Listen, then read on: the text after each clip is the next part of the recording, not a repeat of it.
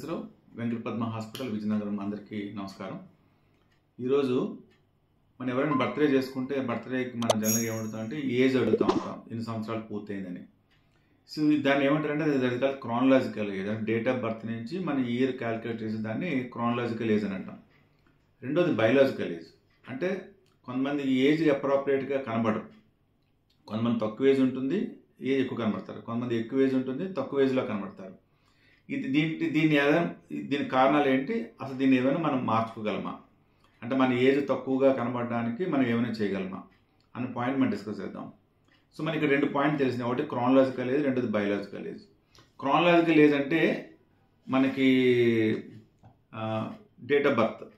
Biological age అంటే యాక్చువల్గా మనకు కనబడుతున్న స్వరూపం. సో మన chronological age different from the biological age అన్న పాయింట్ వరకు మనం వచ్చాం. రెండోది ఏంటంటే ఉమెన్ అండ్ మెన్లో చూసుకుంటే ఎస్పెషల్లీ మగవాళ్ళు 4% ఫాస్టర్గా ఏజింగ్ అవుతారు కంపేర్ టు ది ఉమెన్. అలాగే ఉమెన్ మనకంటే 6% ఎక్కువ సంవత్సరాలు బతకడానికి కూడా అవకాశం ఉంటుంది. ఇంకోటి ఏంటంటే ఇవన్నిటికీ కారణాలు ఏంటని మనం లెక్కేసుకుంటే కాదు సెల్యులర్ హెల్త్.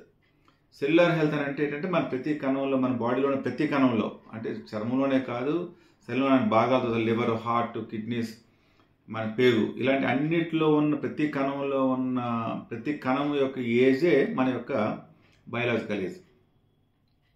సో ఈ సెల్యులర్ హెల్త్ అంటారు దీన్ని. సెల్యులర్ హెల్త్ దేని మీద ఆధారపడుతుందంటే అగైన్ 4 ఫ్యాక్టర్స్.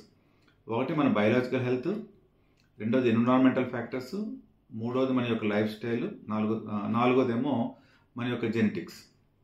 సో ఈ 4 ఫ్యాక్టర్స్ మూలంగానే మన సెల్యులర్ హెల్త్ ఏర్పడుతుంది. ఫర్ ఎగ్జాంపుల్, ఏ మనిషి అయినా సరే సిగరెట్ స్మోకర్ ఉన్నాడు.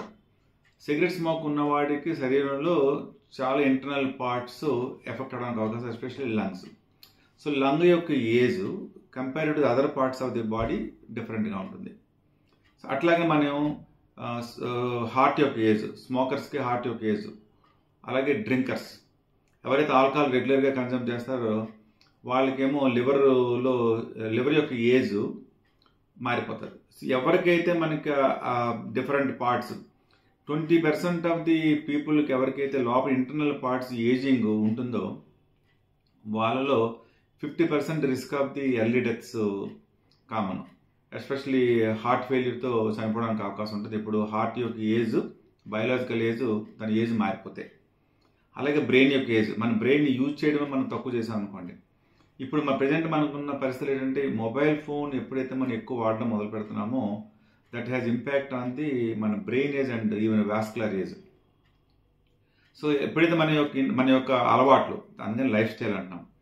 ఈ లైఫ్ స్టైల్ డిసీజెస్ మూలంగానే చాలా వరకు మన యొక్క ఇంటర్నల్ పార్ట్స్ యొక్క ఏజెస్ పెరిగిపోవడం మూలంగానే మనం ఎర్లీగానే క్రానలాజికల్ ఏజ్ కంటే biological age, cellular health damage అవుతుంది. సో దాని మూలంగా మనం ఏజింగ్ చాలా ఫ్యాక్టర్స్ మనం ప్లే చేస్తుంది.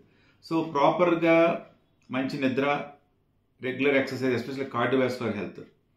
సో ఎవరికైతే కార్డియోవాస్కులర్ హెల్త్ ఫిట్గా ఉంటుందో వాళ్ళకి ఛాన్సెస్ ఆఫ్ ఏజింగ్ తగ్గుతుంది అనమాట. అంటే హార్ట్ ఎలిమెంట్స్, హార్ట్ ఏజ్ కూడా కొంత మనకి హార్ట్ ఏజ్ ఇంప్రూవ్ అవుతుంది అనమాట.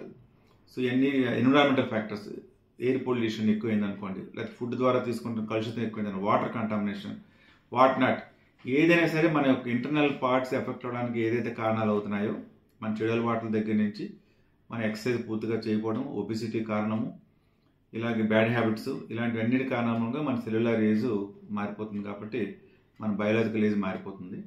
అంచేది అందరూ కూడా దీన్ని కూడా మనం ఐడెంటిఫై చేయొచ్చు.